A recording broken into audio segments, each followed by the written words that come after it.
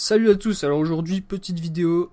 Alors on m'a beaucoup demandé, on m'a beaucoup posé cette question, donc j'ai décidé de faire une petite vidéo là-dessus. Donc quelle moto pour débuter l'enduro? Quelle moto choisir quand on est un débutant, qu'on sait quand même conduire une moto mais qu'on n'a jamais fait vraiment d'enduro? Donc je me présente, j'ai bientôt 23 ans, je suis issu d'une formation d'ingénieur en génie mécanique et je suis surtout un grand passionné de moto et de mécanique.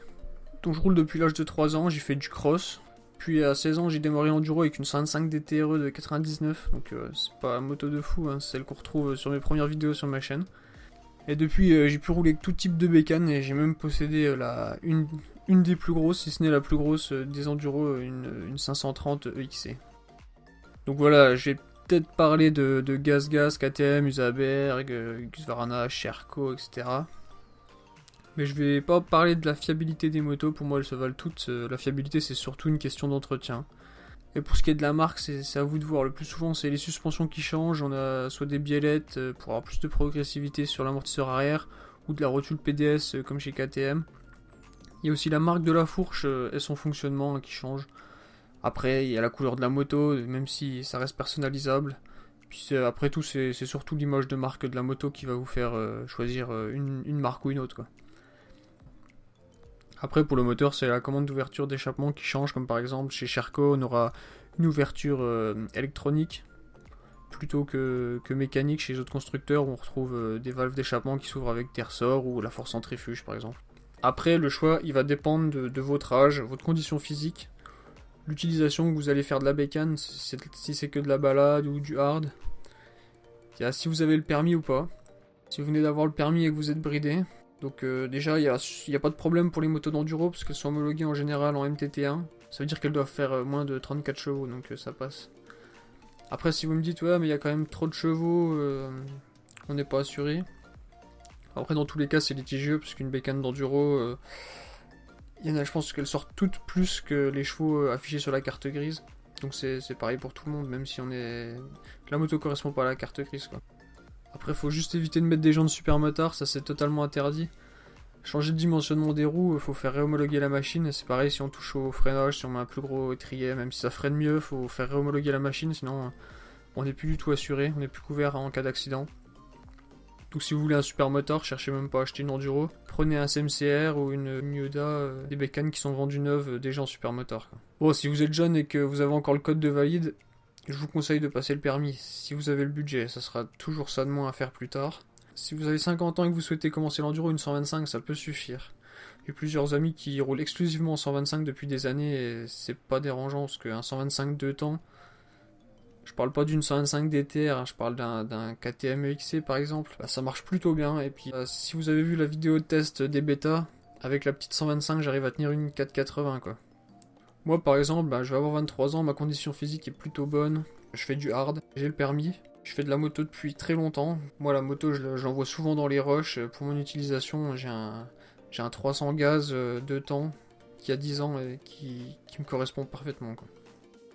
Donc on a deux grandes catégories de motos enduro, on a le 2 temps et le 4 temps. Mais bon honnêtement, aujourd'hui niveau poids, fiabilité, coût d'entretien, on arrive à des choses relativement similaires. Pour moi, la plus grosse différence, ça sera que pour la même cylindrée, le 2 temps il sera bien plus performant. C'est-à-dire qu'un 302 temps, il va pilonner un 304 temps.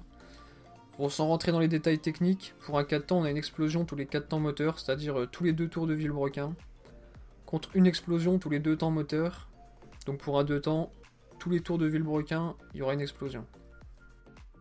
Le 4 temps, il n'est pas forcément 2 fois moins puissant, car il y a beaucoup de facteurs qui rentrent en compte dans le moteur, les frottements internes, la lubrification, mais bon, c'est pas la question. Bon, après, si on prend un 125 4 temps versus un 125 2 temps, bon là, il n'y a pas photo, le 125 2 temps, il sera 2 voire 3 fois plus puissant que le 4 temps. Après, le 4 temps, il sera beaucoup plus linéaire par rapport aux 2 temps. Même si aujourd'hui, avec l'injection, un 2 temps peut être linéaire, c'est-à-dire qu'en bas régime, on aura toujours la même sensation d'accélération avec un bon couple, même en bas. Après, forcément, il n'y a pas de secret, sur le 4 temps, il y a plus de couple, on aura plus un effet tracteur. La moto, elle nous emporte, elle nous amène. Il y a des gens qui recherchent ça. Après, c'est un style de conduite. Il y aura aussi plus de frein moteur sur le 4 temps. Ça veut dire que dès que vous allez lâcher les gaz, la roue arrière va un petit peu freiner. Alors le budget, si on a 4000 euros, vous trouvez une moto qui a 5 ans, une KTM, Sherco, gaz, bêta, n'importe quelle cylindrée avec un bon entretien. Ça sera pas une bécane neuve, mais ça sera pas du tout une épave. Il y a des bécanes très bien entretenues qui ont 5 ans. Faut pas s'étonner, une enduro ça prend quand même cher, faut pas...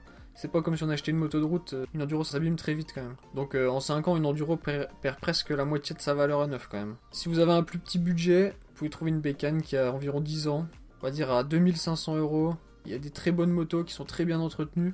Faut faire attention quand même, parce qu'une bécane qui a 10 ans, une enduro ça vieillit pas très bien, les faisceaux électriques deviennent cassants, tous les joints deviennent poreux, ça peut commencer à être un nid en merde, donc faut vraiment faire gaffe pour une bécane qui a plus de 10 ans.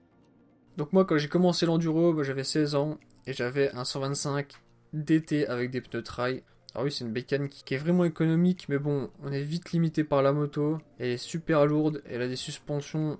Dès qu'on fait un petit saut, on vient les claquer. Le châssis, c'est pas du tout ça, quoi. C'est pas une bécane faite pour l'enduro, mais pas du tout. À part si on veut vraiment se promener dans un sentier carrossable, ça suffira, mais c'est tout, quoi. Alors mon pote qui roule avec moi, lui, il a commencé avec un 400 WRF, et il avait 20 ans. Le WRF, et lui, il avait 20 ans. Avant, il avait juste eu une 50 cm3, alors autant vous dire que c'est pas un très bon choix. Mais bon, après, quand on commence l'enduro avec ça, après l'enduro il paraît plus facile quand on change de monture. Parce que le WRF c'est lourd, c'est galère à démarrer, la partie cycle elle est complètement à chier. Et lui, il a eu que des emmerdes avec, même s'il a payé vraiment pas cher. Je la conseillerais vraiment pas pour débuter. C'est un coup à se dégoûter de l'enduro, quoi. Un débutant, honnêtement, il fera vraiment pas la différence entre un 250 et un 300 ou entre un 450 et un 500. Ces bécanes, elles vont déjà lui paraître inexploitables. Il y a de grandes chances qu'ils prennent de mauvaises habitudes avec. Donc c'est pas des motos comme ça que je vais vous conseiller déjà. Il faut vraiment pas se dire je vais prendre une grosse bécane pour dire j'ai la plus grosse. C'est le pire moyen de choisir une moto quand on est débutant. Il faut une moto adaptée.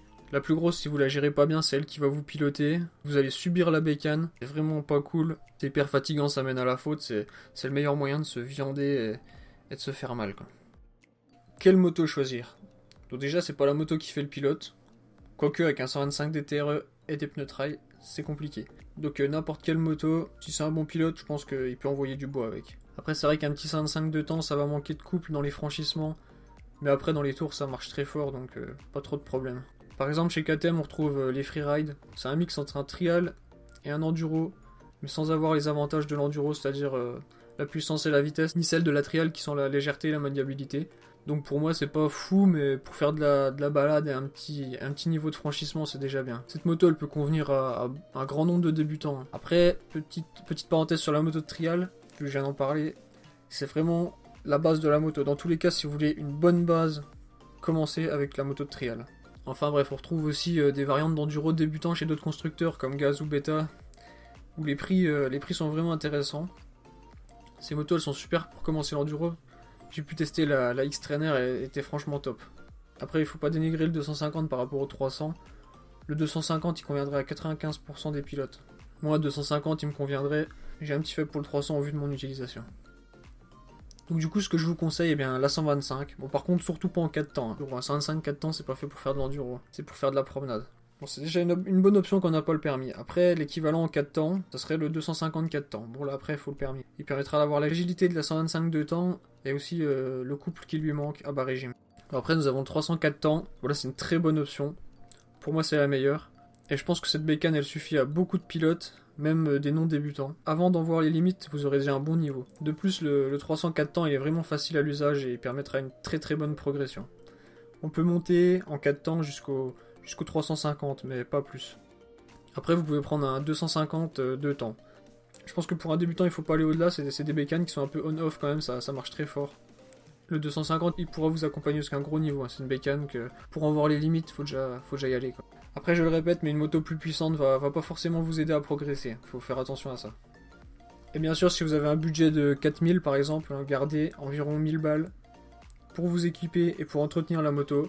L'enduro c'est pas juste une moto et on roule, c'est beaucoup de protection, ça coûte un peu d'argent. Il y a l'entretien de la moto aussi, faut pas mettre un coup de Karcher et hop dans le garage. Faut prendre en compte ça, sinon vous aurez une moto qui va se dégrader très vite. Bon voilà, c'est tout pour cette petite vidéo, je vous remercie de m'avoir écouté, j'espère que je vous aurai aidé. Si vous n'êtes pas un débutant, n'hésitez pas à faire part de vos expériences dans les commentaires. Ciao.